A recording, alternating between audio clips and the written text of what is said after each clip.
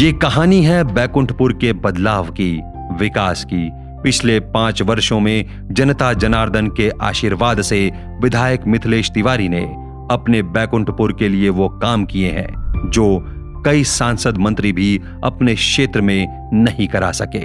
तकरीबन 400 छोटी बड़ी योजनाएं तो क्षेत्र में जमीन पर उतरी ही, पर कुछ ऐसे काम बैकुंठपुर की धरती पर हुए जो आने वाले दिनों में क्षेत्र की तस्वीर बदल देंगे। नरेंद्र मोदी जी की सरकार में लगभग 2,500 करोड़ की योजना तो मेरे कंस्टिट्यूंसी में चल रही है। और यही नहीं हुआ, राम जानकी पथ को मैंने बैकुंठपुर से जुड़वाया। इतना ही नहीं हुआ, गोपालगंज में एलिवेटेड सड़क हमने स्वीकृत कराया। तो इन सभी कामों को करके हम लोगों को बड़ी शांति मिली कि हमारा क्षेत्र जो है वो एक राष्ट्रीय मानचित्र पर जा रहा है। आप ये दिघवा दुबौली स्टेशन देख रहे हैं ना? देखिए, पहले ये छोटी लाइन थी, कोई एक्सप्रेस ट्रेन नहीं थी। इस क्षेत्र के लोग परेशान होते थे। लालू यादव गोपालगंज के हैं, रेल मंत्री थे, पर इस इलाके के लिए उन्होंने कुछ नहीं किया। मिथिलेश तिवारी ने तब के रेल मंत्री मनोज सिन्हा जी से अनुरोध किया। तब मनोज सिन्हा ने बैकुंठपुर की जनता से वादा किया था कि आप मिथिलेश को विधायक बनाएं। रेलवे की सभी परियोजना जमीन पर उतरेगी और ऐसा ही हुआ। बड़ी लाइन करे में हमनी के माननीय विधायक मिथिलेश तिवारी जी के बहुत ही बड़ा योगदान बा, जना के चलते आज हमनी के मात्र 1 से 1.5 घंटा में हमनी तुरंत गोपालगंज पहुंच जानी सा, अपन कोनो भी काम करके चलावेनी सा। थावे छपरा रेलखंड में आमान परिवर्तन हुआ, बड़ी लाइन बनी तो अच्छी ट्रेनें दौड़ने लगी। आज Dighwa Dubauli model railway station है। मैं थैंक्स करूंगा श्री मनोज सिन्हा जी को, जो तत्कालीन रेल राज्य मंत्री थे। उन्होंने मेरे एक एक योजना को पूरा किया, छोटी लाइन को बड़ी लाइन किया। जो हमारा रेलवे था वो उसको इलेक्ट्रीफाइड उन्होंने किया। फिर हमने एक एक्सप्रेस ट्रेन चलाई, उस ट्रेन का मैंने ही झंडी दिखाया अपने क्षेत्र में, उसका हमने स्टॉपेज भी करवाया। तो रेलवे के मामले में हमने काफ़ी काम किया। आप डुमरिया घाट पर ये काम होते देख रहे हैं ना? ये नारायणी रिवर फ्रंट का काम चल रहा है। अगले साल से यह रिवर फ्रंट बैकुंठपुर को नई सांस्कृतिक पहचान देगा। यहाँ पे देखा जाए तो रिवर फ्रंट बनने से यहाँ पे बहुत से ऐसे टूरिस्ट जो आएंगे, यहाँ पे ठहरेंगे, यहाँ पे जो होटल बनेंगे सब बैकुंठपुर का ही होगा। और इसे देखा जाए तो बहुत लोगों को रोजगार भी मिलने वाला है। यहाँ पे गंगा आरती की तर्ज पर नारायणी महाआरती होगी और सिंहासनी महोत्सव तथा भास्कर महोत्सव की तरह भव्य नारायणी महोत्सव भी शुरू होगा। नारायणी रिवर फ्रंट जो हमारे यहाँ बन रहा है डुमरिया घाट पे, वो गुजरात में जो साबरमती रिवर फ्रंट है उसी के नक्शे कदम पर हम बना रहे हैं। और जो मोतिहारी में नहीं है, छपरा में नहीं है, सिवान में नहीं है, बेतिया में नहीं है, बिहार के अन्य जिलों में नहीं है, वो हम बैकुंठपुर के डुमरिया घाट पे बना रहे हैं। और हमारे धार्मिक चेतना, आध्यात्मिक चेतना, हमारी ऐतिहासिक संस्कृति, सनातन धर्म, इन सबको मजबूत करने के लिए हमने ये काम को किया है। और हम इसके लिए नरेंद्र भाई मोदी जी को सैल्यूट करना चाहते हैं कि हमने अगर यह प्रपोजल उनको दिया, शायद मोदी जी ना होते तो यह प्रपोजल हमारा पास नहीं होता और हमारे क्षेत्र में इतना बड़ा काम शुरू नहीं होता। विधायक मिथिलेश तिवारी के प्रयासों से मसरक सतर घाट को राम जानकी पथ की सूची में शामिल करा लिया गया है। इसलिए इस पवित्र स्थल पर सभी श्रद्धालु तीर्थयात्री आएंगे जो अयोध्या में रामलला के दर्शन के बाद जगत जननी सीता के जन्म स्थान पुनौरा और जनकपुर दर्शन के लिए जाते हैं। राम जानकी पथ जब बन के तैयार हो जाई तो भविष्य में हमनी गांववासी, दियारावासी का बहुत ज़्यादा लाभ होई। ये लाभ के श्रेय हमार माननीय विधायक मिथिलेश बाबा क्या जाता, उहे के देन से ये पथ बने जा रहल बा। ई पथ बनावे में हमार माननीय विधायक जी बहुत मेहनत कैले बानी। केंद्र से लेके राज्य तक ले, विधानसभा तक ले आवाज़ उठैनी, जौन के चलते ई स्वीकृति भयल और हमनी के ये पथ बने जाता टे। डुमरिया घाट पर जलपोर्ट टर्मिनल बनेगा, जिससे अपना डुमरिया घाट व्यापारिक जल परिवहन का केंद्र बनेगा। हजारों नाविकों की नाव पर पर्यटक जल यात्रा करेंगे, सबको रोजगार मिलेगा। मेरा एक ही मुद्दा है, दुनिया अगर देश में आए और देश अगर प्रदेश में आए तो वो डुमरिया जरूर आए, बैकुंठपुर जरूर आए। और जब हमारे क्षेत्र में बाहरी पर्यटक आएंगे तो हमारे यहाँ के लोगों की आमदनी बढ़ेगी। हमारे क्षेत्र में पर्यटन के माध्यम से रोजगार की अपार संभावनाएं बढ़ेगी और हमारे क्षेत्र को इसके इकोनॉमी का बड़ा लाभ होगा। इसलिए हम इस ओर बढ़ चुके हैं और यह काम करा करके हम दिखाएंगे। डुमरिया स्थित नागेश्वर नाथ और धनेश्वर नाथ महादेव की प्रतिष्ठा पुनः लौटेगी। पुरातत्व विभाग इसका जीर्णोद्धार शीघ्र कराएगा। मंदिर बनवाने का काम किया।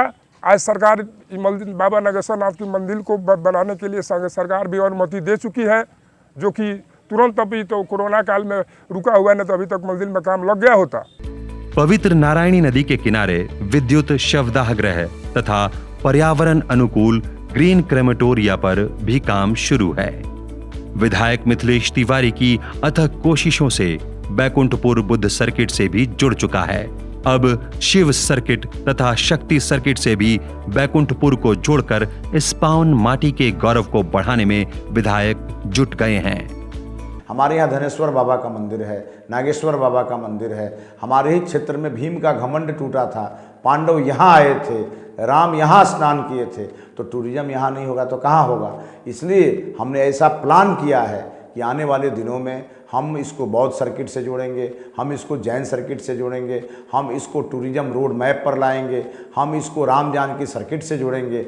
महापर्व छठ में किसी व्रती माता बहन को कष्ट ना हो, इसके लिए बैकुंठपुर विधानसभा क्षेत्र के विभिन्न गांवों में लगभग 115 छठ घाटों एवं 48 सामुदायिक भवनों के साथ सैकड़ों चबूतरे के निर्माण की स्वीकृति मिल चुकी है।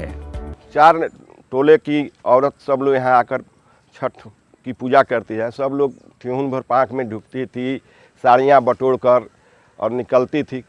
यहाँ जब हम लोग के माननीय विधायक मिथिलेश तिवारी जी बने तो तब यहाँ छठ घाट बना। अब हम लोग को काफ़ी छठ पूजा करने में और माता बहनों को काफ़ी अर्घ वगैरह देने के समय में सुविधा हुआ है। अगले साल से यह क्षेत्र बाढ़ मुक्त होगा। सलेमपुर गंडक नदी कटाव निरोधी कार्य की स्वीकृति विधायक ने करवाई। माननीय मुख्यमंत्री जी के सहयोग से जल संसाधन विभाग द्वारा प्यारेपुर से लेकर सरफरा तक 40 किलोमीटर सारण तटबंध के मजबूतीकरण के लिए सरकार से स्वीकृति मिल चुकी है। अगले साल सारण तटबंध के मजबूतीकरण के बाद बैकुंठपुर को बाढ़ की समस्या से निजात मिल जाएगी। मैं बैकुंठपुर के मतदाता बहनों भाइयों से अपील करूंगा, आपके सबसे बड़ी समस्या का समाधान का रास्ता मैंने ढूंढा है। मैंने 1 अरब 24 करोड़ रुपए की लागत से तमाम तटबंधों को पक्का कराने का हमने ये प्रोजेक्ट को सैंक्शन करा लिया है। अगले वर्ष तक हम इसको करा के पूरा करेंगे। मोहम्मदपुर मशरक छपरा स्टेट हाईवे 90 का निर्माण हुआ। अन्य सड़कों की हालत पहले और भी जर्जर थी, इसलिए प्राथमिकता के आधार पर देहाती एवं सुदूर दियारा के इलाके में 174 सड़कों का निर्माण हुआ और कई की स्वीकृति मिल चुकी है। हमने पहले सड़क खातिर इतना दिक्कत में रहनी सन कि बरसात में एकदम चलल मुश्किल हो जाओ, पैदल के कहे कि साइकिल फाइकिल कुछ ना जाओ। लेकिन जब से माननीय मिथिलेश तिवारी जी अपना बैकुंठपुर से वहाँ का विधायक भइनी, तब से सड़क के हमके बहुत आरामदायक बा। आ कहीं से कहीं रोड वहाँ का जोड़ देले बानी। आज रोड इतना बढ़िया जोड़ देले बानी आ इतना सफाई सुथरा रहता सड़क जौन के जवाब नहीं खे। तो ई जौन इस सड़क के जौन बा ई इतना सुंदर जौन मिलल हमके चले के, चाहे रात बिरात में कहीं भी जा सकता नहीं सन, ई माननीय विधायक मिथिलेश तिवारी के देन है। बैकुंठपुर में दर्जनों स्कूल भवनों के निर्माण हुए। खेल कूद में भी क्षेत्र के बच्चे नहीं पिछड़े। इसके लिए 3 हाई स्कूलों में स्टेडियम निर्माण होगा। गवर्नमेंट ITI काशी टेंगराही में बनेगा और लड़कियों का ANM कॉलेज बनकटी में बना। यहाँ से पढ़कर नर्स बनकर यहाँ की बेटियां आत्मनिर्भर बनेंगी। हमने पासपोर्ट सेवा केंद्र इस गोपालगंज में शुरू कराया। हमारे यहाँ के नौजवानों को पासपोर्ट बनाने जाना पड़ता था, लेकिन अब गोपालगंज में उनका पासपोर्ट बन जाता है। हमारे क्षेत्र में पहले जो बिजली थी वो 22% लोगों के घर में थी, हम लोगों ने 100% बिजली पहुँचाई। हमारे टेन्योर में मोदी जी के द्वारा दिया हुआ उज्ज्वला योजना का गैस कनेक्शन हर गरीब को पहुँचा। हमारे ही टेन्योर में हर घर में शौचालय बना। बैकुंठपुर में लगभग तमाम जितने भी हमारे किसान हैं, हजारों की संख्या में किसान हैं, लाखों की संख्या में किसान हैं, और हमारे किसानों का जो सबसे मुख्य पेशा है वो है गन्ना की खेती। और उसके कारण सिधवलिया में भारत शुगर मिल, और आप सभी को पता है, मेरे यहाँ के जो किसान भाई हैं सबको याद होगा वो दिन जो 2015 के पहले किसानों की समस्या थी। हर किसान के गन्ने में घटतौली हुआ करती थी।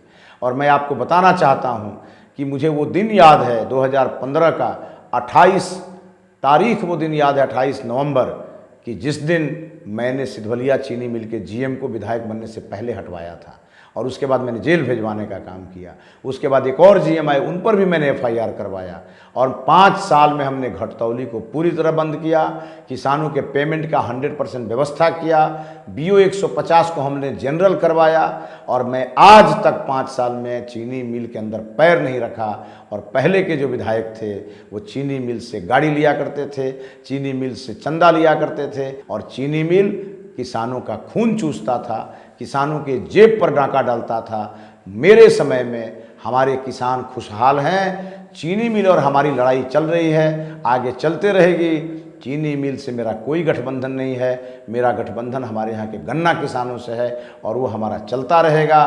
किसी भी हद तक जाना होगा, किसी भी परिस्थिति का सामना करना पड़ेगा, तो मैं सदैव अपने गन्ना किसानों के साथ खड़ा रहूँगा। देश के यशस्वी प्रधानमंत्री श्री नरेंद्र मोदी जी के आह्वान पर कोरोना काल में विधायक ने सभी जरूरतमंदों को मदद पहुंचाने की कोशिश की। कोरोना का संकट आया और ये वैश्विक संकट था, और नरेंद्र भाई मोदी जी ने जब लॉकडाउन घोषित किया तो मेरे दिमाग में आया कि हमारे यहाँ से बहुत सारे ऐसे माइग्रेंट जो हैं, जो किसी न किसी राज्य में कहीं न कहीं हैं, और मैंने मदद करना शुरू किया। मैंने जब 2-4 लोगों को मदद किया, ये संख्या बढ़ती गई, और 1.5 महीने तक मैं लगातार फ़ोन पर लगभग 14,792 या 93 लोगों को मैंने मदद पहुंचाई, और देश के 28 राज्यों में मैंने पहुंचाई। और ये उस समय जितने लोगों को मैंने मदद पहुंचाया, उन लोगों ने वीडियो वायरल किया, उन लोगों ने सोशल मीडिया पर मैसेज दिया, और मुझे लगता है कि देश में मैं भारतीय जनता पार्टी का पहला एमएलए हूँ कि मेरे किसी व्यक्ति को किसी के आगे हाथ पसारना नहीं पड़ा। मैंने लगभग सभी व्यक्ति की मदद की। लोगों को खाने पीने की दिक्कत हम लोगों ने नहीं होने दी, लोगों को आने के लिए सवारी की भी व्यवस्था हम लोगों ने कराई। और उस दौरान अगर कोई आदमी डेथ कर गया, बड़ौदा में एक हमारे यहाँ का एक गरीब आदमी डेथ किया, और उस व्यक्ति के लाश को भी मैंने अपने गाँव में मंगवाया। और जिस समय लॉकडाउन चल रहा था, कई गरीब लोग हैं जिनके बच्चों का ऑपरेशन ज़रूरी था, उनके पास पैसे नहीं थे, ऐसे लोगों का मैंने इलाज भी कराया।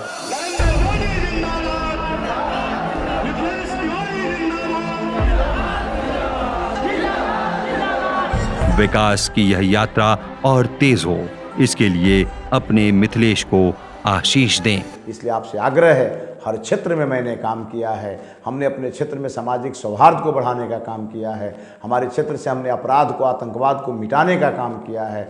हमारा बैकुंठपुर विधानसभा इस ओर बढ़ गया है कि एक घाट पर बाघ और बकरी दोनों पानी पीते हैं, और कहीं कोई समस्या नहीं है। और इसलिए वंशवाद और जातिवाद पर कड़ा प्रहार मैंने किया है, और राष्ट्रवाद और विकासवाद यही मेरा मुद्दा है। इस मुद्दा को लेकर आगे बढ़ रहे हैं। आप सबसे अपील करता हूं कि 3 नवंबर को भारतीय जनता पार्टी के कमल फूल पर मुझे आशीर्वाद देकर के, वोट देकर के फिर से विधानसभा में भेजिए, ताकि मैं विधानसभा में जाकर इस बैकुंठपुर को राष्ट्रीय फलक पर स्थापित कर सकूं, और यहाँ की तमाम समस्याओं का मैं समाधान बनकर के आपके सामने उपस्थित रहूं।